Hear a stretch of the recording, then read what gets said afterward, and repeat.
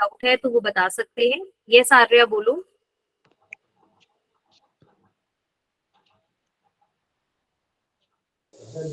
No ma'am, no doubt.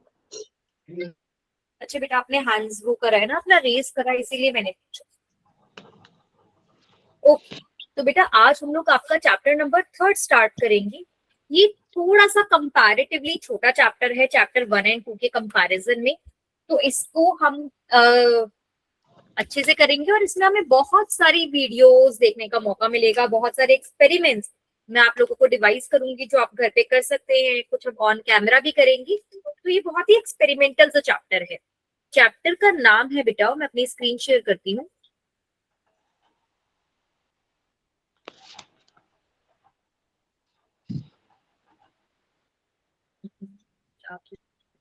एक second.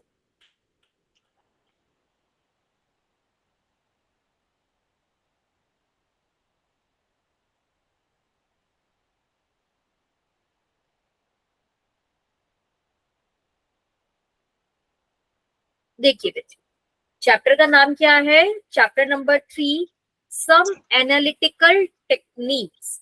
हम लोगों ने चैप्टर 2 में बात करी थी एनालिटिकल केमिस्ट्री की, और अब हम यहाँ क्या बात कर रहे हैं? यहाँ पे हम बात कर रहे हैं सम एनालिटिकल टेक्निक्स।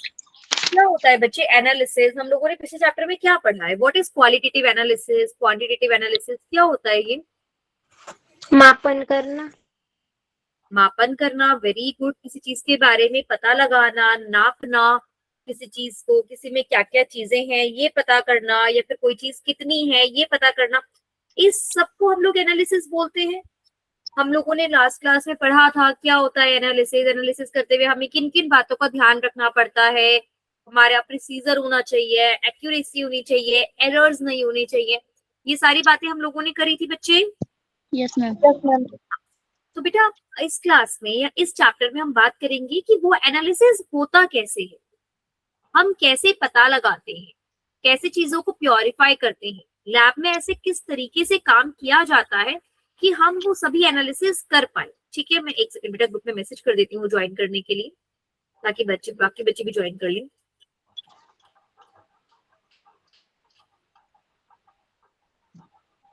हाँ, तो इस चैप्टर में हम बात करते हैं एनालिटिकल टेक्निक्स की। मैं आपके साथ पूरा ही स्क्रीन शेयर करती हूँ।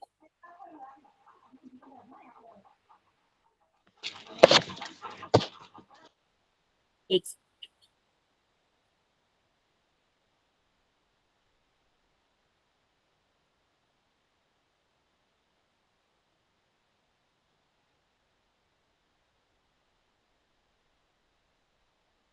ओके, ये देखिए ये आपका चैप्टर है, चैप्टर नंबर 3, सम एनालिटिकल टेक्निक्स। सब लोग अपनी नोटबुक में हेडिंग डाल लेंगे, सम एनालिटिकल टेक्निक्स। डाल लिए है सब लोग? नोटबुक साथ में लेकर बैठे हैं ना? साथ साथ जरूरी है बच्चे, ठीक है।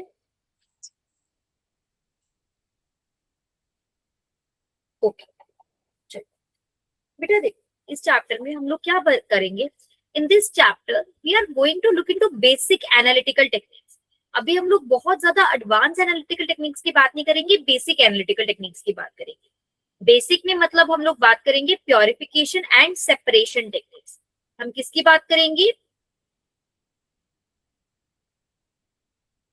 Introductory,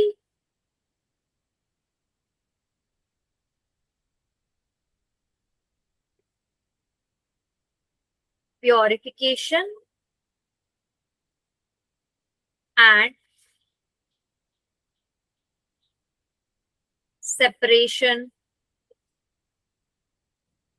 techniques. देखो बच्चा, होता क्या है कि जो भी कभी हमारे पास लैब में सामान मिलता है, या जो भी हमें एटमॉस्फेयर से सामान मिलता है, हमें एटमॉस्फेयर से बहुत सारे मिनरल्स मिलते हैं, बहुत सारी चीजें मिलती हैं नेचर से। आपको क्या लगता है कि वो सभी चीजें नेचुरल स्टेट में होती हैं कि मिक्स्ड, उसके साथ इम्प्योरिटीज भी होती है? नेचुरल। वो प्योर मिलता होगा हमें नेचर से कि इम्प्योर मिलता होगा, उसमें कुछ ना कुछ इम्प्योरिटीज भी होती होंगी? इम्प्योर होता होगा। इम्प्योर होता होगा, उसमें कुछ ना कुछ इम्प्योरिटीज होती होंगी। तो बच्चे उस इम्प्योरिटीज को रिमूव करने के लिए हमें तो लैब के पास जाना पड़ेगा ना, तो उसी को बोलते हैं बेटा प्योरिफिकेशन टेक्निक्स। ठीक है, फॉर एग्जाम्पल सपोज करो कि हमारे घरों के अंदर हम लोग चीनी खा रहे हैं, ठीक है, बहुत सिंपल सा एग्जाम्पल लेते हैं शुगर का। शुगर कहाँ से आती है बेटा? शुगर, चीनी कैसे बनती है? गन्ना, गन्ने से। Very good. हमें शुगर किससे मिलती है? हमें शुगर मिलती है किससे? शुगर केन से। सही है। पर बच्चा, क्या शुगर केन से हम कोई ना कोई तो एक्सपेरिमेंट करते होंगे ना जिससे ये शुगर मिले? मानते हो इस बात को? Yes ma'am. बेटा उसमें भी जब शुगर मिलती होगी तो हो सकता है उसमें काफी सारी इम्प्योरिटीज आ जाती हो। जब हम शुगर केन से बना रहे हैं एटमॉस्फेयर से, या शुगर केन में ही फर्टिलाइजर्स यूज होते हैं, पेस्टिसाइड्स यूज होते हैं, तो जब ये शुगर बनती होगी तो उसमें कुछ ना कुछ इम्प्योरिटीज होती होंगी। जब वो उसे घरों के लिए देते हैं, घरों में खाने के लिए, तो वो इसे प्योरीफाई करके देते होंगे ना चीनी को। आज की बात समझ में? यस मैम, ठीक है। सिंपल दूसरा एग्जाम्पल लो, हम लोग हमारे घरों में नमक खाते हैं, सॉल्ट। Yes ma'am. वो सॉल्ट कहाँ से आता है? मैम समुद्र से। समुद्र से आता है, बिल्कुल सही बात है। लेकिन क्या समुद्र के पानी को इवेपोरेट करके जो सॉल्ट जो बच गया, क्या वो सब कुछ हमारे लिए सॉल्ट होगा? नहीं मैम। उसमें भी क्या होंगी? इम्प्योरिटीज होंगी ना। ये हमें मिलता है, बिल्कुल मिलता है, ये हम सॉल्टी वाटर जो आपकी बॉडीज होती है वहां से मिलता है। लेकिन ये जो बेटा सॉल्ट, खाली इवेपोरेशन से सॉल्ट नहीं बचता, इसमें सॉल्ट के साथ बहुत सारी इम्प्योरिटीज भी होती हैं, तो उसे भी हमें क्या करना पड़ता है? प्योर करना पड़ता है। आई बात समझ में? अच्छा, अब एक बात बताओ, आप लोगों ने ये सारे नाम सुने हुए हैं? Petrol, diesel, kerosene, yes ma'am. Vaseline, सुना है ये सब? Yes ma'am. Yes ma'am. सब सुना है। ये सब कहाँ से मिलता है?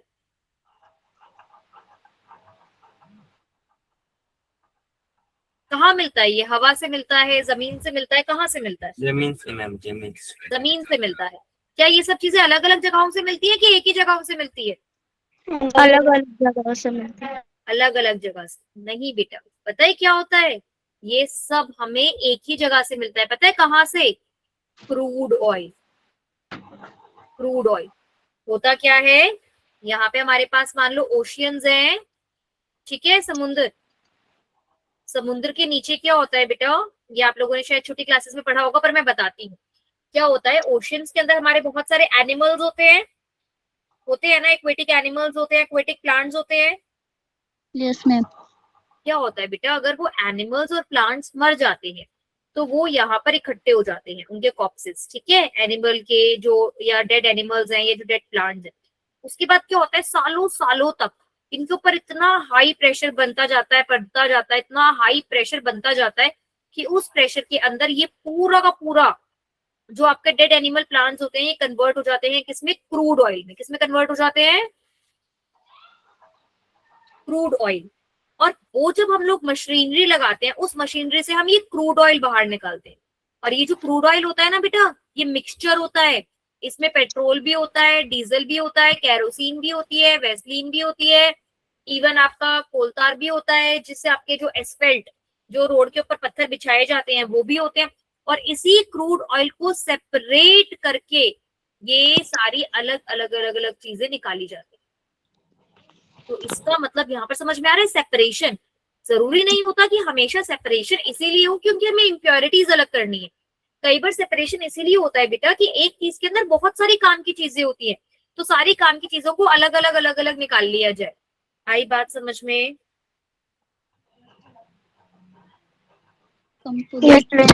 और बेटा ये अलग अलग करने के लिए कोई ना कोई तो एक्सपेरिमेंट करते होंगे ना, जिससे पेट्रोल अलग हो जाए, जिससे डीजल अलग हो जाए, जिससे केरोसिन अलग हो जाए, ताकि ये सब अपने अपने कामों के लिए यूज कर लिए जाए। तो इन्हीं सब चीजों के लिए जो प्योरिफिकेशन और सेपरेशन टेक्निक्स, खाली एक टेक्निक नहीं लगती, अलग अलग तरीके की टेक्निक्स लगती हैं। उन्हीं सब टेक्निक्स के बारे में आज हमें पढ़ना है। ये क्लियर हुआ कि क्या पढ़ना है? Yes ma'am. वेरी। अब बेटा जो कोई भी प्योरिफिकेशन एंड सेपरेशन टेक्निक है, उसका जो बेसिस होगा,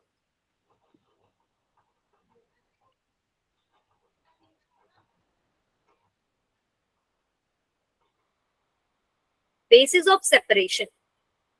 मानो बच्चे कि मैंने आप लोगों को एक बॉक्स दिया, और इस बॉक्स के अंदर बहुत सारे बटन्स है। क्या है? बटन। सारे बटन्स है। ठीक है, कुछ बड़े बटन्स हैं, कुछ छोटे बटन है, अलग अलग कलर्स के बटन हैं। ठीक है, कोई ऐसे गोल वाले बटन है, कोई ऐसे क्रॉस वाले बटन्स हैं, और बहुत सारे अलग अलग कलर के, अलग अलग साइजेस के बहुत सारे बटन है। ठीक है, मैं यहाँ पे ज्यादा ड्रॉ नहीं कर पा रही हूँ, पर आप समझ जाओ कि एक बहुत बड़ा बॉक्स है जिसके अंदर बहुत सारे बटन्स है। अब मैं आपको बोलती हूँ कि इन बटन्स को अलग करो, तो आप किन किन बेसिस पर इनको अलग कर सकते हो, कैसे कैसे इनके ग्रुप बना सकते हो। एक एक बच्चे एक एक पॉइंट बता दो कि अगर आपको ये बॉक्स दिया जाए तो आप कैसे सेपरेट करोगे इन बटन्स, कैसे अलग अलग करोगे। ओके, यस ऋतु बोलो। अलग अलग कलर के अलग अलग डालेंगे, रेड। अच्छा, कलर, आपने बोला कलर, सबसे पहले एक आपका ले लेते हैं कलर, कि आप अलग अलग कलर के बटन्स को अलग अलग रखोगे। ठीक है, और कोई तरीका हो सकता है क्या इनको सेपरेट करने का कलर के अलावा? बोलो बच्चे, बाकी भी, एक तो मैम कलर के सिंबल्स, सिंबल्स मैम, क्या बेटा? Symbols, symbol. Symbols, size ma'am. Okay, Abhishek एक बार आप अपना चैट बॉक्स में लिखो, आपकी आवाज क्लियर नहीं है। ओके, साइज के बेसिस पे कर सकते हैं, और किस बेसिस पे कर सकते हैं? मे बी उनका यूज, कि शर्ट के बटन है उनको अलग कर दो, कोट के बटन है उन्हें अलग कर दो, ऐसे कर सकते हैं। Yes ma'am. और किसी बेसिस पे कर सकते हैं?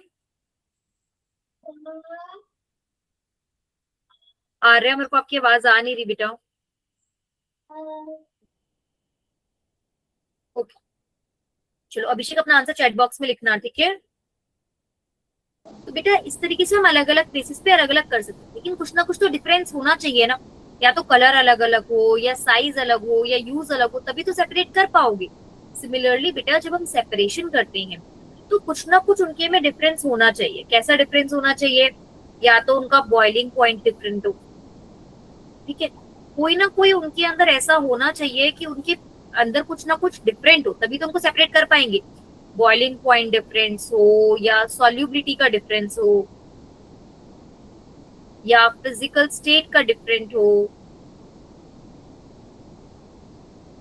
या साइज का डिफरेंस हो। कुछ ना कुछ ऐसा डिफरेंस होना चाहिए जिसके बेसिस पर हम उसको क्या कर सकते हैं, सेपरेट कर सकते हैं। आई बात समझ में? Yes ma'am. हाँ, तो बेटा इन्हीं सब टेक्निक्स पे हमें पढ़ना है। अब जो हमें सबसे पहले टेक्निक पढ़नी है ना, वो बहुत ही कॉमन टेक्निक है जो आप सब यूज करते हुए आए हो। हेडिंग डालेंगे बेटा, सबसे पहली टेक्निक है filtration.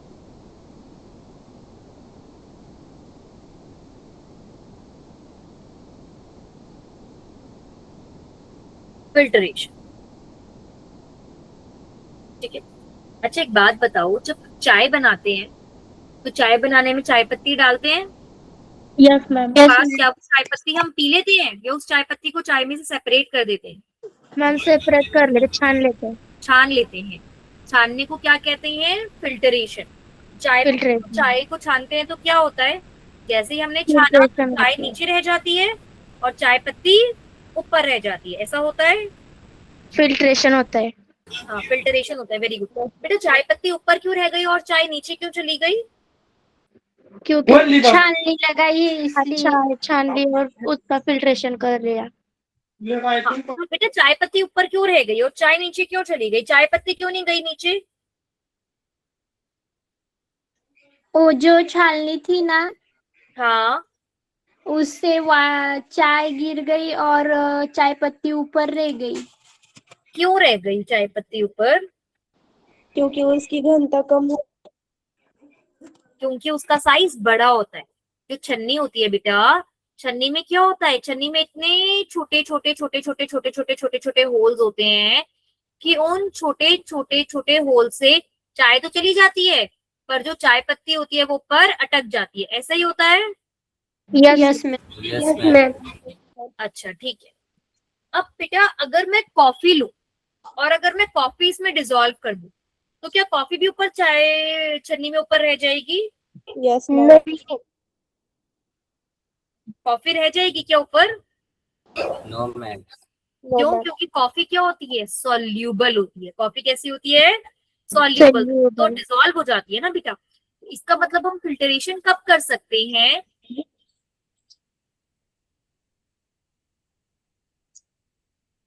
For solids that are insoluble in a solvent, उन्हीं को सेपरेशन के लिए यूज कर सकते हैं बेटा। क्लियर हुआ? Yes ma'am. अब बेटा हम एक नया वर्ड सीखेंगे। उस नए वर्ड का नाम है क्रूड सॉलिड। वर्ड का नाम क्या है? क्रूड। बेटा ये जो वर्ड है ना क्रूड, इस वर्ड क्रूड का ही मतलब होता है नेचुरल, रॉ, यानी कि कच्चा। रॉ, नेचुरल, जिस फॉर्म में हमें मिला है। ठीक है बेटा, अगर कोई क्रूड सॉलिड होगा, कोई रॉ, कच्चा, नेचुरल सॉलिड होगा, तो इसका मतलब उसके अंदर हमारे पास सॉलिड होगा, प्लस उस सॉलिड के साथ ही कुछ कुछ इम्प्योरिटीज भी होगी। क्या होगा? सॉलिड होगा और सॉलिड के साथ कुछ इम्प्योरिटीज होगी। अब अगर मुझे इसे प्योरीफाई करना है तो मुझे इसमें से इम्प्योरिटीज को अलग करना है और सॉलिड को अलग करना है। ये समझ में आ रहा है? Yes ma'am. Yes ma'am. है ना? हमें क्या करना है? हमें सॉलिड को अलग करना है और इम्प्योरिटीज को अलग करना है। तो ऐसे में बेटा अगर तो मेरी इम्प्योरिटीज इनसॉल्यूबल इन सॉल्वेंट है और solid is soluble in solvent है, मान लो एक ऐसा सॉल्वेंट है जिसमें ये सॉलिड तो डिसॉल्व हो जाता है लेकिन ये इम्प्योरिटीज जो है वो डिसॉल्व नहीं होती, तो ऐसे में क्या होगा?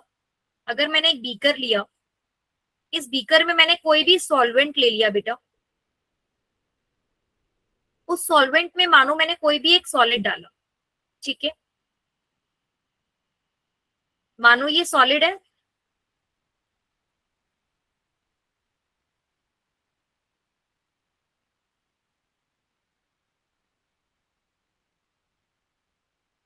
और जब मैंने ये सॉलिड डाला तो इस सॉलिड के साथ साथ कुछ कुछ यहाँ पर मेरे पास इम्प्योरिटीज आ गई।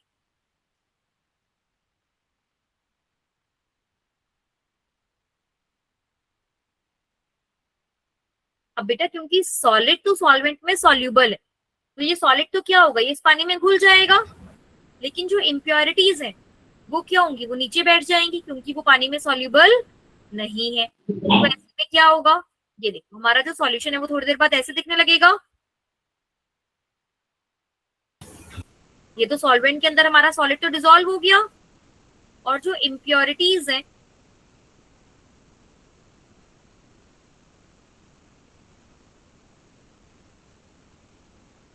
वो नीचे बैठ गई। ये इम्प्योरिटीज है और ये मेरे पास सॉल्यूशन है, सॉलिड का जो सॉल्यूशन बन गया। क्लियर हो रहा है ये?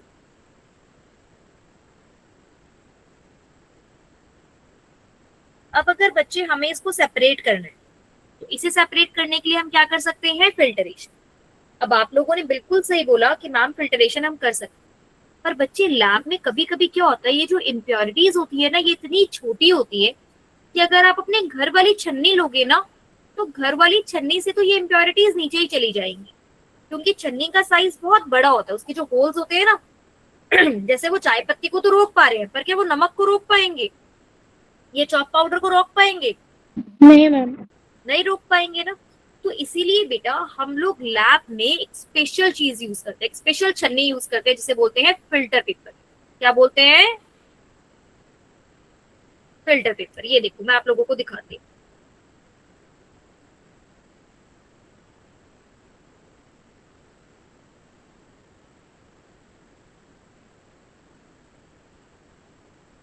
ये देखो, आज मैंने इसीलिए अपनी पूरी स्क्रीन शेयर करी थी। क्या आपको दिख रहा है ये पेपर व्हाइट कलर का? यस मैम दिख रहा है। Yes, ma'am. हाँ बेटा, ये जो पेपर होता है ना, इस पेपर को बोलते हैं फिल्टर पेपर। ये पेपर देखने में एकदम सही पेपर जैसा लग रहा है, पर एक्चुअल में पता है क्या होता है?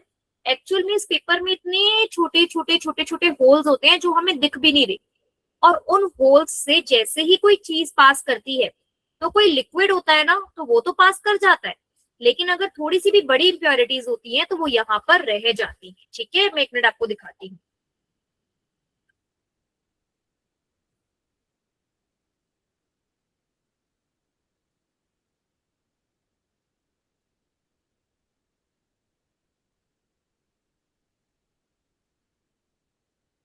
देखो, ये छोटे छोटे सैंड पार्टिकल्स हैं जो इसमें है।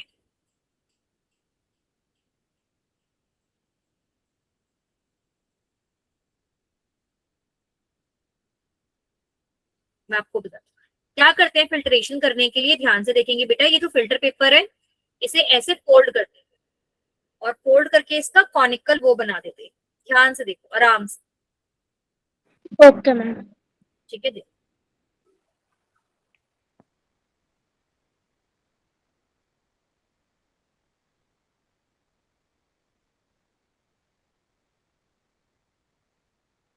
इस तरीके का कोन बना दिया। क्या करा है, इस तरीके का कोन बना दिया। ठीक है, अब इस कोन को क्या करते हैं, फनल में सेट कर लेते हैं। बेटा कोन को फनल में क्यों सेट करते हैं, क्योंकि अगर हम इसको हाथ में कैसे पकड़ेंगे, ये तो पेपर है ना, पेपर को हाथ में पकड़ेंगे तो गड़बड़ हो जाएगी, वो हाथ से छूटने का डर रहेगा। तो इसे क्या करते हैं, फनल के अंदर इसको अटैच कर लेते हैं। फनल समझते हो ना, कूपी। फनल दिखाऊं कि फनल पता है? फनल बेटा जिससे आप लोग कभी कभी तेल भी वो करते होंगे, फिल्टर करते होंगे, ये देखो फनल।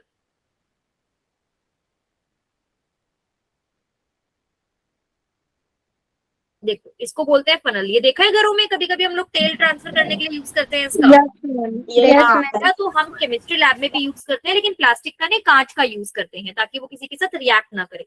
तो इस तरीके का अपैरेटस होता है फनल, इसको हम यूज करते हैं एक दूसरी चीज के अंदर डालने के लिए। ठीक है, तो चलो वापस यहाँ पर आते हैं। तो इसे इस तरीके से फनल से सेट कर दिया। ठीक है,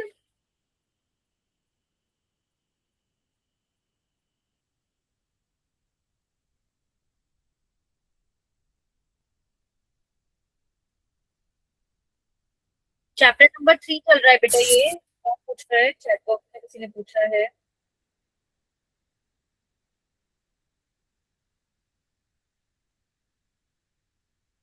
चैप्टर 3 है बेटा ये।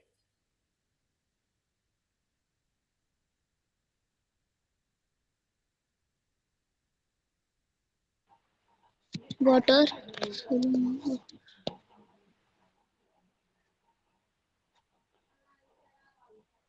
देखो फाइन वाटर डाल दिया बेटा उन्होंने।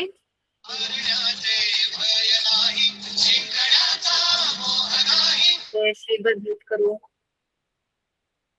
आप देख लो बेटा, लिक्विड नीचे जाता जा रहा है।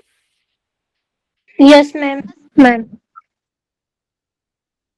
और अब एक बार जो ग्लास में पानी रखा हुआ है और जो बीकर में पानी आ रहा है, क्या आपको उन दोनों पानी में यस डिफरेंस दिख रहा मैम। है?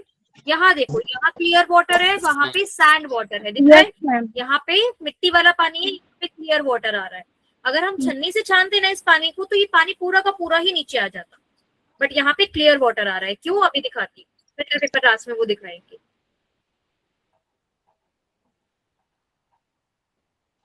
और ये देखो, आपको फिल्टर पेपर पे मिट्टी नजर आ रही है अभी? यस।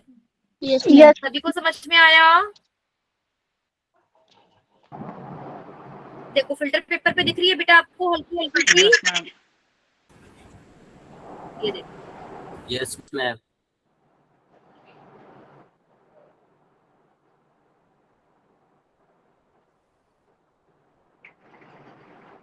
तो बेटा इस तरीके से हमारा जो प्रोसेस होता है इसको बोलते हैं हम फिल्टरेशन। क्या बोलते हैं इसको हम? फिल्टरेशन। क्लियर हुआ?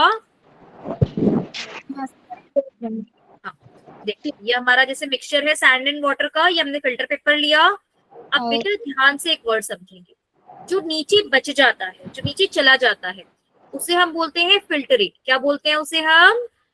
फिल्ट्रेट। और जो ऊपर बच गया उसे बोलते हैं रेसिड्यू। उसे क्या बोलते हैं? रेसिड्यू। समझ में आया? Yes ma'am. Yes ma'am. ठीक है, इट इज कॉल्ड रेसिड्यू। देखो, the insoluble part remaining on the filter paper is called residue and the liquid collected in the beaker is called filtrate. Clear हुआ?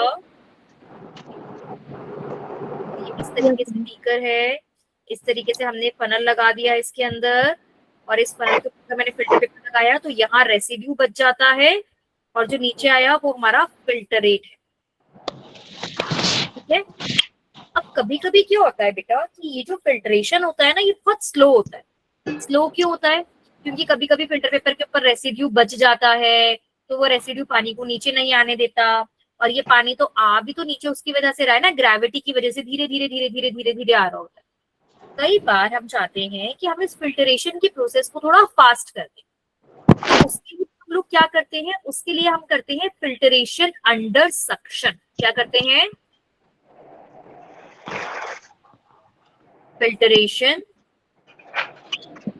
Under suction. Suction का मतलब होता है बेटा पुल कर, एक बाहर की तरफ फोर्स लगाना। जैसे सपोज करो बच्चे कि ये फ्रूटी है, ठीक है, एक फ्रूटी का पैकेट है, फिर एक जूस है, इस जूस में पानी जूस रखा हुआ, एक ग्लास में जूस है और इस जूस में पाइप है। ठीक है बेटा, क्या पाइप से पानी अपने आप ऊपर जूस ऊपर की तरफ आएगा? नहीं। लेकिन अगर आप इसे ऊपर की तरफ खींचो, एक पुल लगाओ, तो ये जूस क्या होता है, ऊपर की तरफ आ जाता है ना। उसे बोलते हैं Yes. Suction force. उसे क्या बोलते हैं? Suction force. जैसे बाल्टी होती है, होली पर हम क्या करते हैं, अगर मेरे पास ये बाल्टी है, इस बाल्टी में मेरे पास पानी है, ठीक है, अगर मैं सिंपल इसके अंदर पिचकारी रख दूंगी तो क्या पिचकारी में अपने आप पानी आ जाएगा? नहीं। नहीं मैम। ठीक है, थोड़ा बहुत इस छेद से। बट अगर हमें इसको जल्दी भरना है तो हम क्या करते हैं, ये बाहर की तरफ खींचते हैं ना, यस।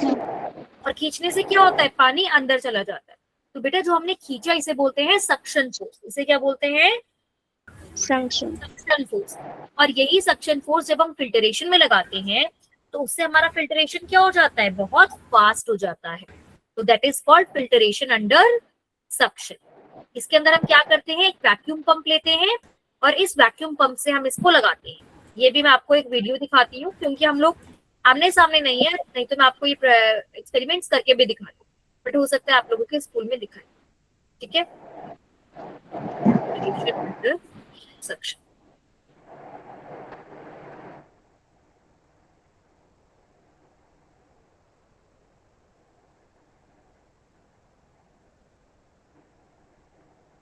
हाँ योगेश बोलो, आपने हैंड रेज किया है।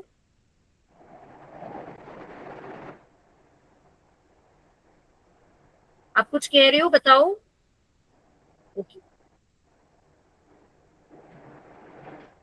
बेटा, ये देखो शुरू से देखेंगे एक बार क्यों हो रहा है, आप लोग देखिए, उसके बाद मैं आपको बीच बीच में एक्सप्लेन करती जाऊंगी।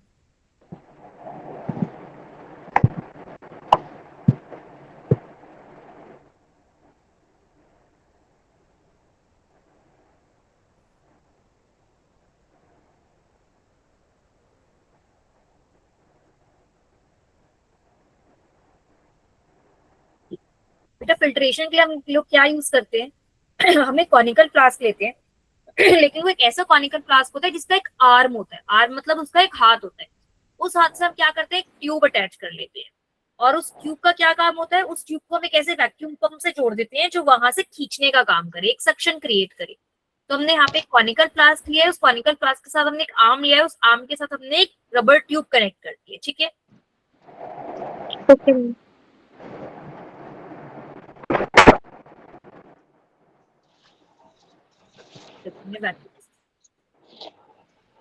ये देखो, ये अलग तरीके की फनल है। अगर आप ध्यान से देखोगे तो इस फनल के अंदर छोटे छोटे छोटे छोटे होल्स थी। ठीक है, दोबारा ध्यान से देखो,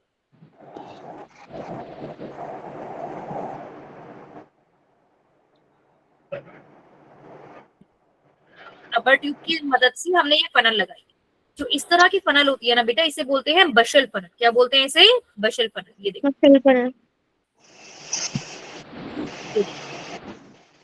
बनर फनल। इस तरीके का सेटअप दिख रहा है ना आप लोगों को, आपकी बुक से ही सेटअप दिख रहा है, बुक जैसा ही सेटअप, जैसी बुक में यस फोटो मैम, दिख दिख रही रही है। है मैम। है ना, देखो ये कॉनिकल फ्लास्क है, कॉनिकल फ्लास्क से इस तरीके से रबर ट्यूब लगा रखा है जिसको हम वैक्यूम से कनेक्ट कर देंगे। यहाँ पे ये फ्लास्क है, फ्लास्क के ऊपर एक इस तरह की बचल फनल है। ठीक है, चलो दोबारा आ जाते हैं उस पर।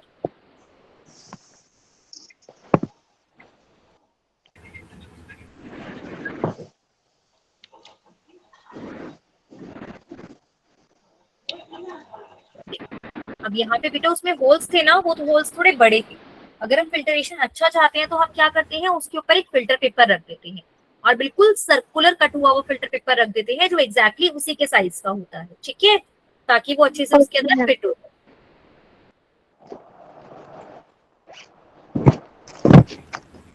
इन्होंने वैक्यूम ऑन कर दिया।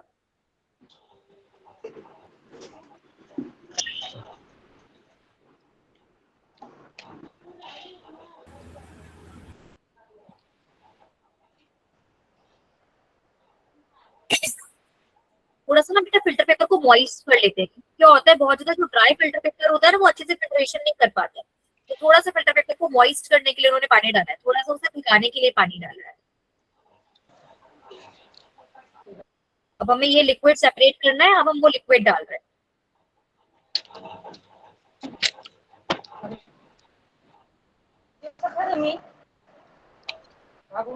देखो धीरे धीरे धीरे धीरे करके वो डाल रहा है और अब देखो कितना स्पीड से पानी नीचे आ रहा है, दिख रहा है।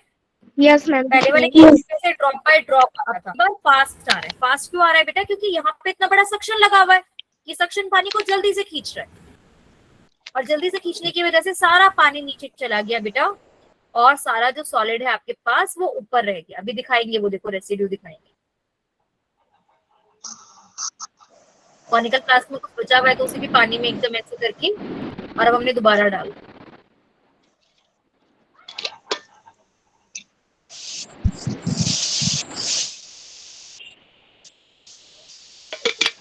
और सारा जो रेसिड्यू था हमारे पास वो क्या हो गया बच्चे, ऊपर बच गया। दिख रहा है ये रेसिड्यू? Yes ma'am. आपका जो पानी है वो नीचे चला गया और रेसिड्यू ऊपर रह गया। बेटा ज्यादातर हम सक्शन फिल्ट्रेशन तब करते हैं जब हमें प्रोसेस को फास्ट करना होता है या फिर हमें ऊपर वाला सॉलिड भी हमारे लिए इंपॉर्टेंट होता है। फिल्टर पेपर पे तो बहुत ही कम सॉलिड इकट्ठा हो पाता है, बट यहाँ पे क्योंकि बचत फनल थोड़ा बड़ा होता है तो यहाँ पे सॉलिड अच्छे से इकट्ठा हो पाता है। तो अगर हमें कभी कभी ऊपर वाला सॉलिड काम का होता है तो उसके लिए भी हम ये प्रोसेस यूज कर लेते हैं।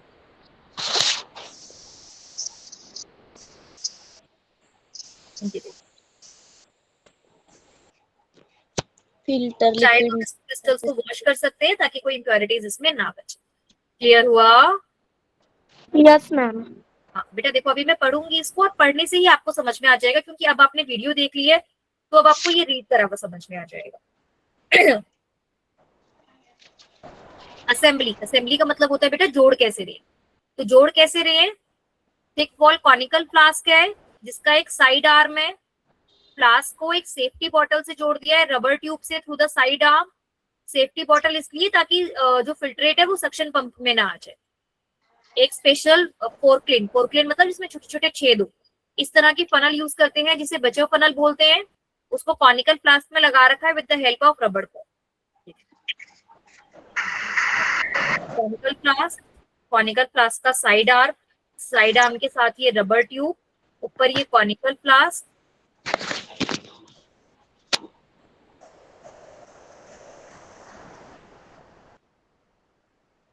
और ये कॉनिकल फ्लास्क के साथ ये रबर ट्यूब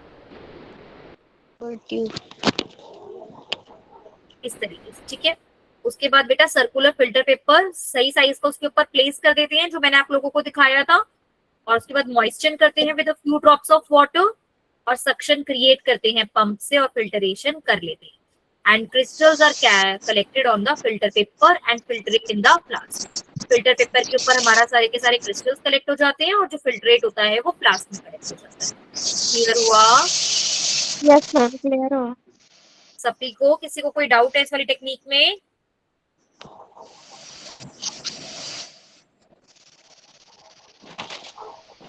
चलो बेटा इस चैप्टर में हमें यही मेनली करना है, इस चैप्टर में हमें सारी टेक्निक सीखनी है। नेक्स्ट टेक्निक है क्रिस्टलाइजेशन। ये तो आप लोग सब घर में करना भी है, मैं आपको इसका मेथड बताऊंगी और ये लोग आप सब घर में भी करना है क्रिस्टलाइजेशन। क्रिस्टलाइजेशन क्या होता है बेटा, ये सब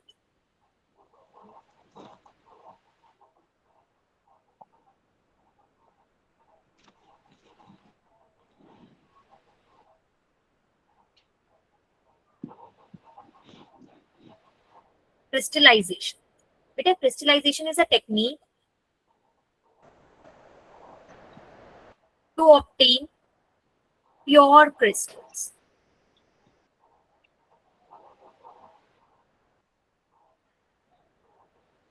ठीक है।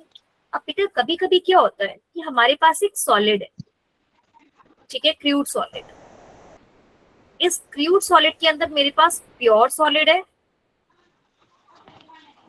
और साथ में इम्प्योरिटीज भी है, ठीक है। And both the pure solids and impurities are soluble in same solvent.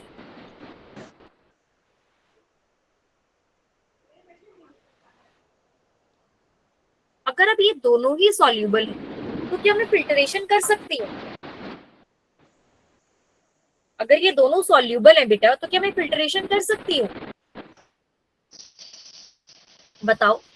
मैंने यहाँ पे एक बीकर लिया, इस बीकर में मैंने पानी डाला, इस पानी के अंदर मैंने एक अपना सॉलिड डाला, ठीक है, ये मान लो मेरा सॉलिड है, ठीक है। ये सॉलिड पानी में सॉल्यूबल हो रहा है, सॉलिड ज्यादा है, और साथ में बेटा थोड़ी थोड़ी इम्प्योरिटीज है, ये मेरा सॉलिड है, ठीक है।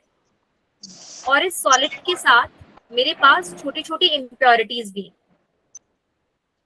थोड़ी सी ही इम्प्योरिटीज है पर ये इम्प्योरिटीज है, और ये इम्प्योरिटीज भी पानी में सॉल्यूबल है। तो बेटा थोड़ी देर बाद जब सॉल्यूशन बनेगा तो उस सॉल्यूशन के अंदर तो इम्प्योरिटीज नीचे बैठेंगी ही नहीं ना, हमें तो प्योरा का पूरा क्या मिल जाएगा, सॉल्यूशन ही मिल जाएगा। क्लियर हो रहा है ये चीज? Yes ma'am. तो बेटा जब इम्प्योरिटीज नीचे बैठेंगी ही नहीं तो क्या मैं उन्हें फिल्टरेशन मेथड से सेपरेट कर सकती हूँ? नहीं मैम। नहीं नहीं कर पाएंगे। बाकी बच्चे भी बोलो। नहीं मैम। नहीं ना आई ma'am. Can see students also, आज मेरे को क्लास में कुछ नए स्टूडेंट्स भी दिख रहे हैं। दिनेश, दिनेश, धनश्री, शायद बेटा आप लोग आज पहली बार क्लास ले रहे हो। प्रतीक्षा,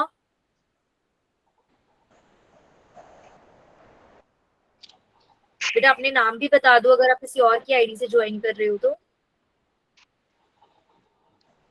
चल, कोई डाउट?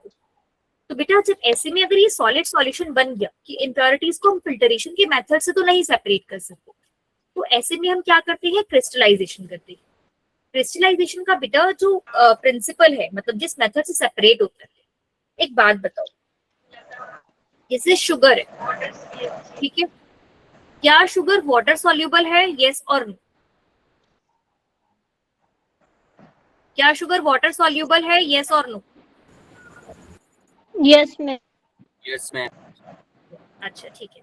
यस। बेटा एक बात बताओ, अगर अभी टेम्परेचर 25 डिग्री सेल्सियस है और इस 25 डिग्री सेल्सियस पे अगर मैं ये बीकर लूं और इस बीकर में मैंने पानी ले लिया,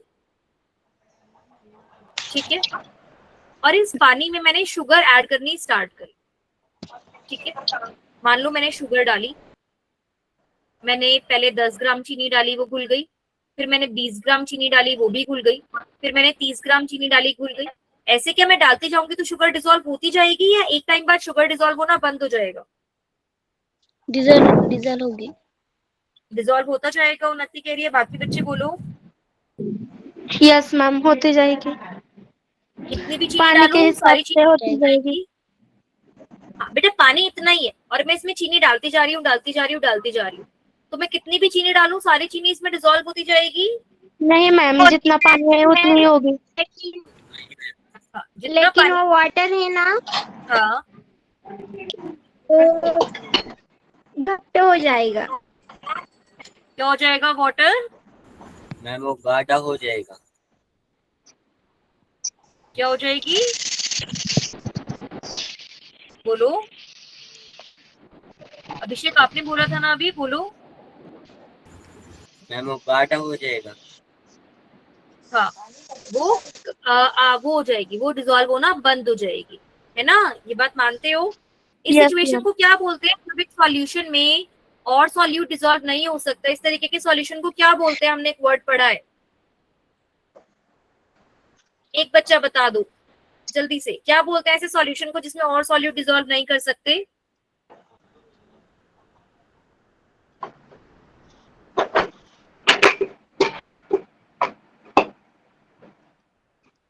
सैचुरेटेड सॉल्यूशन। क्या बोलते हैं बेटा इसे?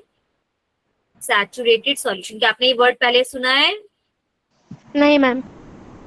अच्छा कोई बात नहीं, अभी सीखो। इस सॉल्यूशन को बोलते हैं बेटा सैचुरेटेड सॉल्यूशन। सैचुरेटेड सॉल्यूशन क्या होता है? Solution in which no more solute can be dissolved।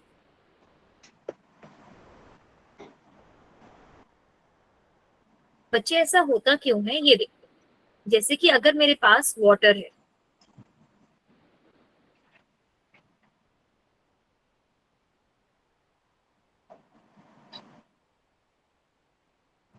मानो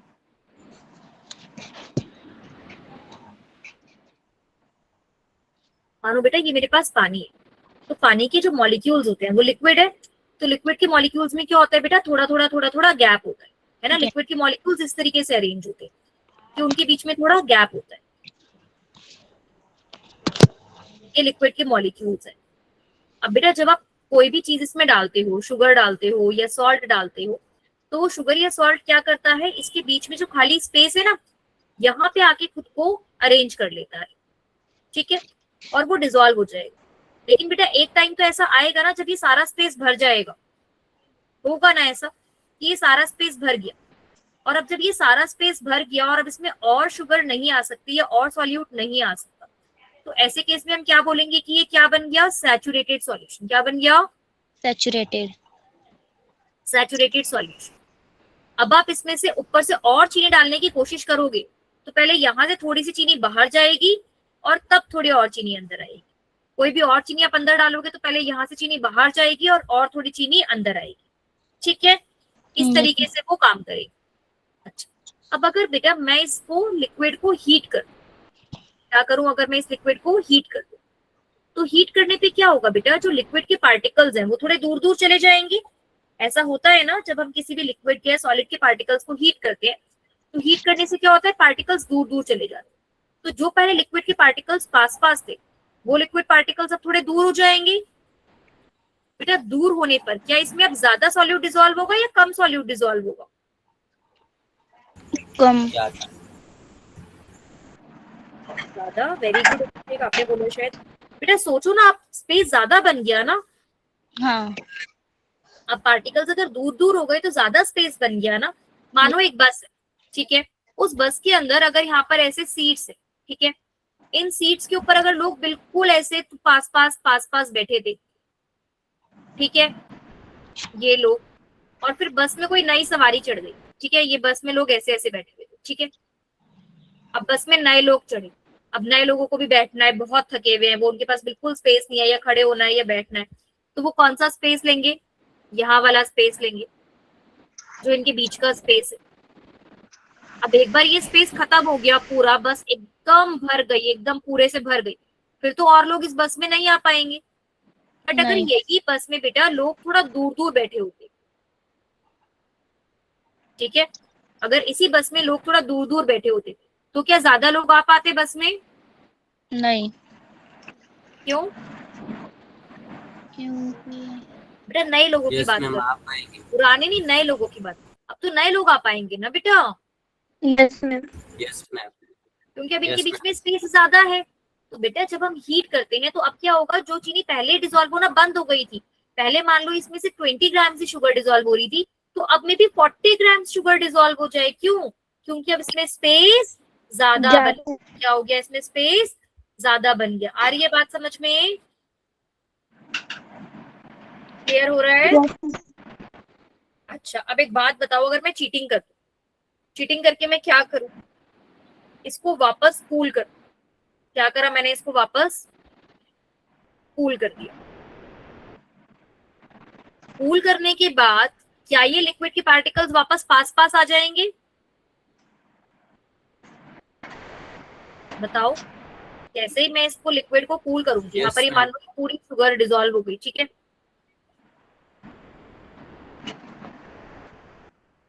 ये पूरी शुगर डिसॉल्व है, ठीक है, और अब मैंने इसको कूल करा, और कूल करते ही क्या हो गया, कूल करते ही लिक्विड के पार्टिकल्स वापस पास पास आ गए।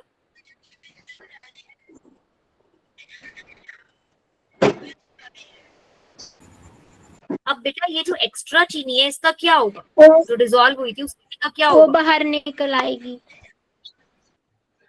ये बाहर निकल आएगी। Very good. ये जो एक्स्ट्रा चीनी है ये क्या होगा, वो बाहर निकल आएगी। और जब बाहर निकल आएगी तो उसके क्या बन जाएंगे, क्रिस्टल्स। क्या बन जाएंगे उसके, क्रिस्टल्स। Very good. अब क्या होता है बेटा, जब हम ये चीनी डिसॉल्व करी और मानो चीनी के साथ ये इम्प्योरिटीज भी डिसॉल्व हो गई। अब इम्प्योरिटीज चीनी जितनी तो होंगी नहीं, थोड़ी थोड़ी ही होंगी। तो अगर आपने 40 ग्राम करा तो भी इम्प्योरिटीज तो उतनी ही रही, और जब वापस 20 आया तब भी उतनी इम्प्योरिटीज तो अभी भी डिसॉल्व रहेंगी, इम्प्योरिटीज तो नहीं बढ़ी। तो वो इम्प्योरिटीज पानी में डिसॉल्व रह जाती हैं और जो आपकी प्योर सॉलिड होता है उसके क्रिस्टल्स बन जाते हैं। क्लियर हुआ? Yes ma'am. Yes ma'am. हाँ, तो बेटा इसी प्रोसेस को बोलते हैं क्रिस्टलाइजेशन। फॉर एग्जाम्पल अगर मुझे शुगर के क्रिस्टल्स बनाने हैं तो आप ये घर पे भी कर सकते हो। आपको क्या करना है, एक बीकर लेना है, बीकर में पानी लेना है, पानी में शुगर डिसॉल्व करनी है, करते जाना है करते जाना है करते जाना है, धीरे धीरे पानी को गर्म करना है और शुगर डिसॉल्व करनी है और शुगर डिसॉल्व करनी है, जिससे पानी की एकदम चाशनी बन जाए। बनाते हैं ना हम कभी कभी चाशनी बनाते हैं ना, यस मैम। तो वो चाशनी बन जाए उसके बाद उस चाशनी को बिल्कुल धीरे धीरे धीरे धीरे ठंडा करो तो उसके अंदर आपको क्रिस्टल्स नजर आने लगेंगे। ये देखो,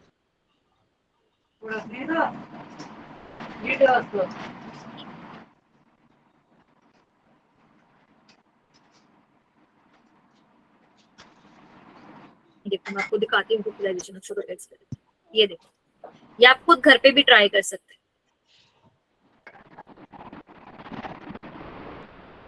ध्यान से देखना, स्क्रीन दिख रही है ना सभी को? Yes ma'am.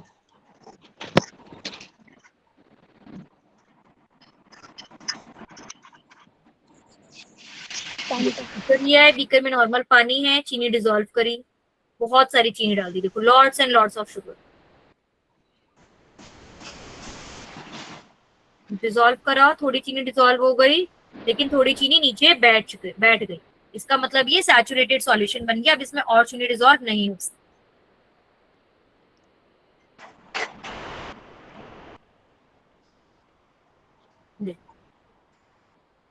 और चीनी डाल,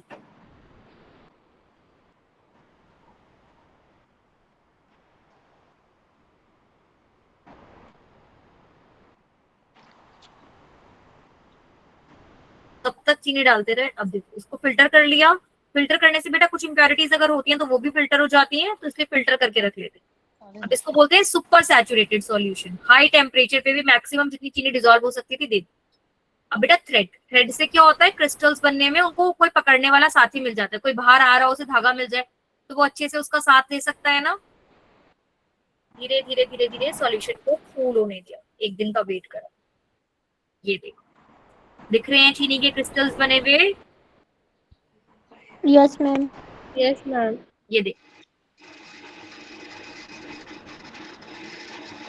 और बेटा ये प्योर शुगर होती है, दिस इज प्योर। आप लोगों ने कभी मिश्री देखी है? मंदिरों में मिश्री चढ़ती है, देखो दिखाती हूँ। आप लोग पता नहीं क्या बोलते हैं उसे, हम लोग मिश्री बोलते हैं। मंदिरों में मिलती है ये देखिए कभी मंदिरों में मिश्री। खड़सा। आप यस मैम। देखते हैं इसके अंदर धागा होता है। क्यों? क्योंकि मंदिरों में भगवान को चढ़ाने के लिए प्योर यूज करा जाता है। तो ये जो मिश्री होती है ना, ये शुगर को क्रिस्टलाइज करके बनाई जाती है, और क्योंकि ये प्योर होती है इसीलिए ये भगवानों को प्रसाद में चढ़ाई जाती है। और इसमें कभी कभी धागा निकलता है, वो धागा इसलिए निकलता है क्योंकि इसके क्रिस्टलाइजेशन में वो धागा डाला हुआ होता है। आ रहा है समझ में? Yes ma'am. Yes ma'am. Next class में सिखाओगे फिर? कोई कोई ट्राई कर सकता है ऐसे ही। आप ये नमक के साथ भी ट्राई कर सकते हो, चीनी के साथ, नमक के साथ, किसी के साथ भी ट्राई कर सकते हो। और उसके बाद ये जो क्रिस्टल्स बनेंगे ना, इसको आप अपने खाने में यूज कर सकते हो, वेस्ट करने की जरूरत नहीं होती, इसको आप दोबारा अपने खाने में यूज कर सकते हो क्योंकि अब ये तो प्योर हो गई। ठीक है? Yes ma'am. Yes ma'am. एक बार घर में ट्राई करना और अपने क्रिस्टल्स बना के रखना और फिर मुझे नेक्स्ट क्लास में दिखाना। ठीक है? तो देखो क्रिस्टलाइजेशन स्टेप्स क्या है। स्टेप 1, सबसे पहले सैचुरेटेड सॉल्यूशन बनाएंगे, फिर हॉट का फिल्टरेशन कर देंगे, फिर फिल्ट्रेट को कूल कर देंगे, उसको ठंडा कर देंगे, और ठंडा करने के बाद फिर उसमें से फिल्टर सेपरेट कर देंगे। ठीक है? Yes ma'am. Yes ma'am.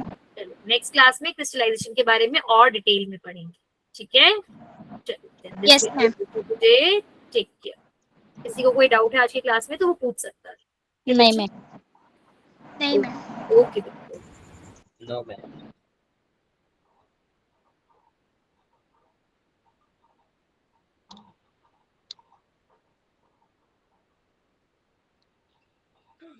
Bye ma'am. Bye Ritu. आप लोगों की भी 8:30 क्लास होगी ना, उसके लिए आप अपना ब्रेक ले लो, फिर आप अपनी 8:30 वाली क्लास ज्वाइन करो। ठीक है मैम।